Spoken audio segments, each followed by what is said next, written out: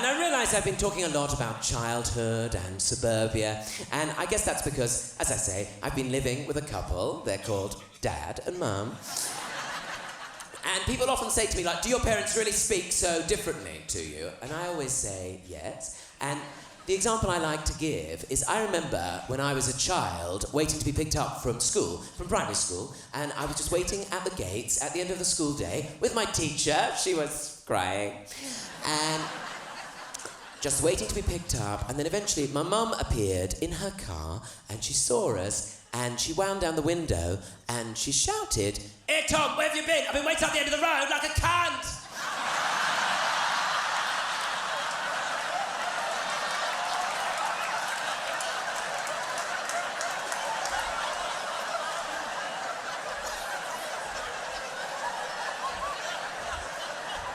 See you tomorrow.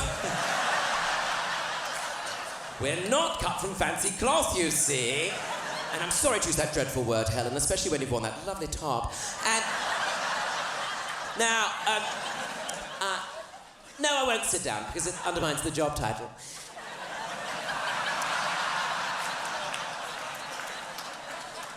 Now, I don't want you to think I'm a total failure tonight, ladies and gentlemen, just because I live at home with my mum and dad. Because one of the things I recently did is I finally passed my driving test! And you would not clap if you'd seen me do it!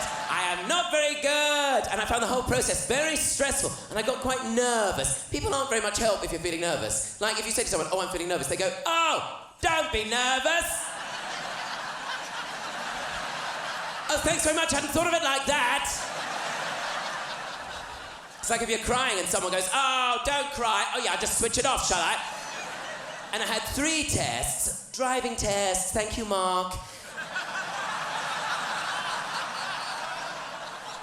And the third one went very well, although at one point the examiner was scrabbling at the door. And it was as we were leaving a roundabout, and I saw her do it, and I went, "Oh my God, I've done it wrong, haven't I? I've failed. Let's go back. I can't bear it. She went, "It's all right, no, it's all right. I just asked you to take the 5th exit off the roundabout, and you've taken the 4th exit off the roundabout." I said, "Well, I've done it wrong then, haven't I? I've failed. Let's go back. I can't bear it. She went, "No, it's all right. We can't fail you for not being able to count." Isn't that terrifying? So we got back to the base, because they work out of a base, don't they? They're like the army, if the army fought with clipboards. And we got back there and she said, "Thank you very much, Tom." And then there was this big pause, and I thought, oh, I hope she's not going to tell me that I haven't passed, because it'd be dreadful to be told I was a failure by a person in a gilet.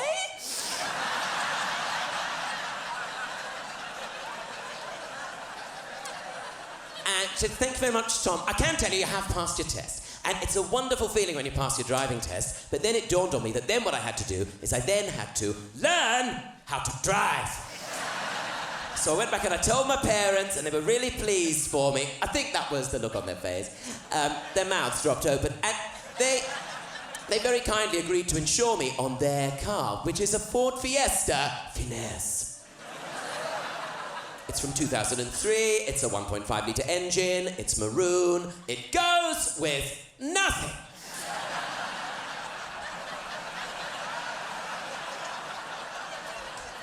And there's gaffer tape holding on the wing mirrors, there's moss on the back windows. To quote the song Grease Lightning, it's a real pussy wagon.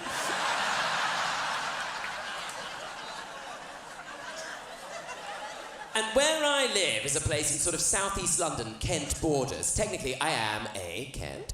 And it's a place called Bromley. And, oh, how nice, so many of you are here. And in Bromley, when people first pass their driving test, everyone has to go on this one rite of passage drive to an out-of-town shopping centre which goes by the name of Blue Water. And if for some reason you've never heard of it, just imagine the Emerald City. But the thing is, right, people in Bromley, they don't say, "Come on, let's go to Blue Water." Instead, what they say is, "We're going to go Blue Water!" And I thought, I don't want to go on my own. I know, I'll take someone with me. I'll take my dad with me, because I've got a good relationship with my dad, and I thought this would be a great way to end it. And bearing in mind, the last thing my dad taught me how to do was how to box. When I was a very small child, I think he had an inkling that maybe I was going to get picked on. And I remember him standing there going, "It's all right, just got to punch my hand. That's all you're going to do, just punch my hand." I was cowering in the corner going, "No, Dad, no, I can't deal with confrontation. It doesn't sound right in my accent." My dad was going, "Oh, I thought you'd be much better at this. I mean, you've already got the silk dressing gown on and everything." And bearing in mind, my dad is 77 years old. He was born during the Blitz. He's at a point in his life, he doesn't care what people think. Like, he'll regularly end a conversation by going, "I'm bored of you now."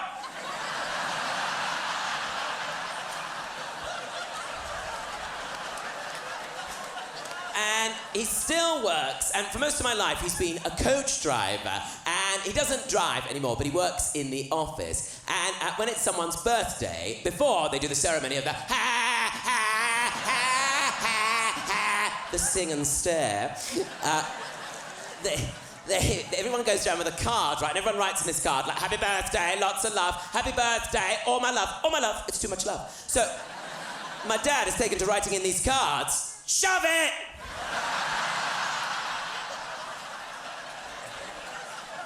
People respect him more. So, right, Dad's gonna come with me on this rite of passage drive to Blue Isle, right? We get in the Ford Fiesta, finesse.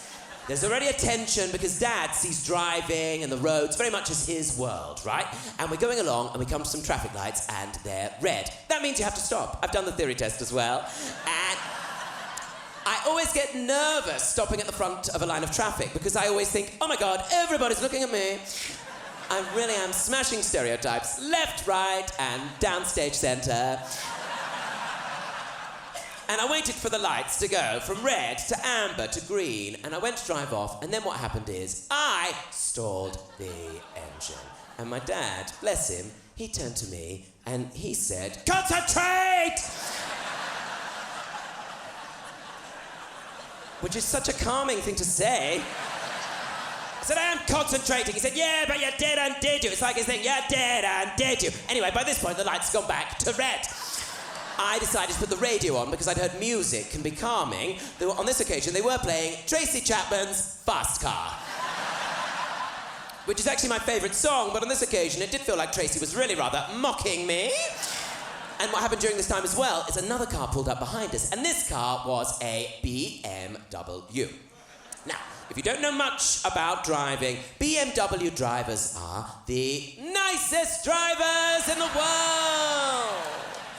So I waited for the lights to go from red to amber to green, and I went to drive off, and again I stalled the engine. Dad goes, "Concentrate." I said, "I am concentrating." He said, "Yeah, but you didn't, did you? You didn't, did you?" And then to make matters worse, the BMW driver behind us then bibbed his bibber. Bibbed his bibber? What would you say, Helen? Bibbed his bibber? Bibbed his bibber? Horn? What, just on its own? Horn? Beeped his horn? Oh, don't be so disgusting. The BMW driver behind us bibbed his bibber, right? My dad, rather than placating the situation, turned around and gave them the middle finger. At which point they just leant on their bibber. But I panicked, just drove off. I don't know what the lights were doing at this point. I think there may have been people still on the crossing. In fact, I think I saw that girl from school still on her crutches. I knew she didn't need them. Right. We drove off, but then the BMW pursued us. They pursued us, right? And then they overtook us. And then someone leant out of the passenger window and shouted at us, "You fucking cunt!" And I'm sorry to use that dreadful word again, Helen, especially when you want that lovely top. I immediately turned into this Victorian schoolgirl going, "But why, Dad? Why are people so mean, so cruel, so unkind?" My dad responded by explaining, "It's 'cause they're slags. They're lowlife, they're scum. Tell them to fuck off." I said, "I can't tell them to fuck off. It doesn't sound right in my accent. You can do something right for once in your life. Tell them to fuck off." So I had to do it, and I had to do it.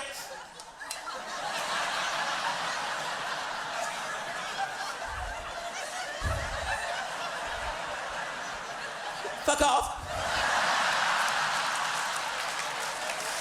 But then we were behind them. They go, "Show them you're angry, show them you're angry. Flash your lights at them, flash your lights at them." I went to flash my lights at them. I turned on the windscreen wipers. It was like a pride parade coming up behind them. water going everywhere. Dad's going, concentrate. I said, I am concentrating. He said, yeah, but you're dead and did you? You're dead and did you? And don't worry, everyone, because I did get my own back on my dad, because a little while after this, I decided to take my parents out. Not in, like, a drive-by.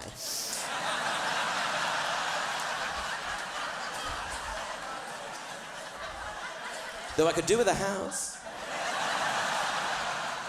You can't really do a drive-by when you can't go above second gear, though, can you? And just give me a minute. Anyway, no, I decided to take them out for the afternoon, and I took them to the Tate Modern Gallery, you know, on the south bank of the River Thames. You know, very lovely, very much my world, the Tate Modern, looking at all the modern art. I thought we were having a lovely time looking at all this modern art. I don't know if there is a limit, though, to the number of times you can hear two baby boomers exclaim, "Well, I could have done that!" To which I was very happy to respond, "Yeah, but you didn't, did you?"